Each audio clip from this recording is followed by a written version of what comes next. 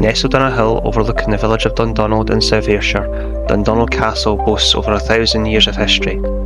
The site has been home to 3 successive castles, the earliest a wooden fort dating back to the early medieval period. It was later replaced by a stone castle in the 13th century, which was destroyed during the Wars of Scottish Independence. In 1371, King Robert II, the first monarch of the Stewart dynasty, built the current stone castle as a royal residence. This impressive fortress served as a hunting lodge, stronghold and symbol of power. Its strategic hilltop location offered commanding views of the surrounding landscape. Today, visitors can explore the 14th century stone tower, which still stands proudly. It features a magnificent barrel vaulted ceiling, one of the oldest surviving in Scotland. The Great Hall, once the lively royal chamber, remains remarkably intact.